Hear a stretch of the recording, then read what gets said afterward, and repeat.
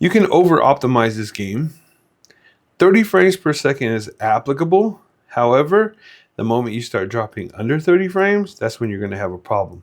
But if you want to see the most stable settings you can have on this game, this is definitely it. So go back into the settings. Yep, that's right, damn it. You've been waiting for it. Here it is, Dragon's Dogma. First, I just want to show you guys something real quick. So when we get to Armoury Crate, if you pull up the performance settings, you can see operating mode, we're at 20, 20, 25. And then that's going to be for thermals. This, we're going to leave at 8 gigabytes, optimized on everything. Everything's optimized. Oops. And then we're going to go to CPU settings. We're going to go 3 and 4. The same thing we did when we did Battlefield 6. So we're going to jump back into Dragon's Dogma. We're going to actually turn on the monitor into square. So boom. We got the square going. Load from our last save, I think. This is going to be a super short video. I'm only going to explain this, why this is happening, why I'm only getting 32 frames per second. So I noticed that in Dragon's Dogma, no matter how much I play with the settings, I go in here and I change these settings. So let's say I want to go, if I want to go to quality, yes. And then I want to turn on more of the trilinear texturing. Go to high 4 times. Go to high. Let's go 2 gigabyte. 2 gigabytes on high. The grass tree quality, we want to go high. Everything else mid. On, on, on, on, on, on, on, and high. And we exit this. Right, it's going to ask you to save them. It's going to confirm that it was saved.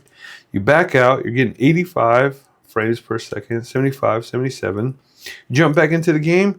You're only going to get about 38 frames per second. 30 to 38 is the maximum that I was able to get at all, ever. Now, the reason in the menus I'm getting 90 FPS, but in the game I'm actually getting, only getting 30 to 40 FPS. Turbo mode, you're gonna see this thermal jump all the way up to 70, 75. And then in heavier, busier areas, you're gonna see it go all the way up to like 80. If you really want to control the thermals on this game, all you have to do is lower how much wattage you throw at it. So just click on the manual. If you don't have manual, you gotta set it up. I'll show you how to set it up. And then you take this and you put it at 20, 22. 22 is perfect. It gives you the perfect amount of thermal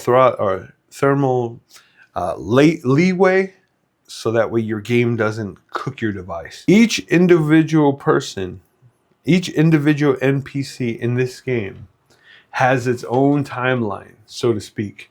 So they have different dialogues they can respond to you with.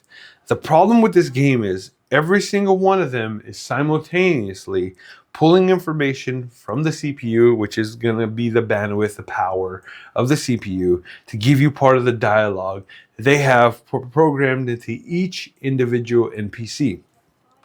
The problem you're not getting over 60 or any of that stuff is because of those dialogues. However, because this is a single player game, 30 FPS is applicable. Sometimes I'm dipping below 30 because of all the dialogue from these individual people.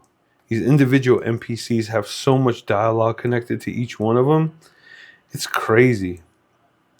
It's kind of like Crimson Desert, but you don't have the simulation tuning. So I'm gonna go here.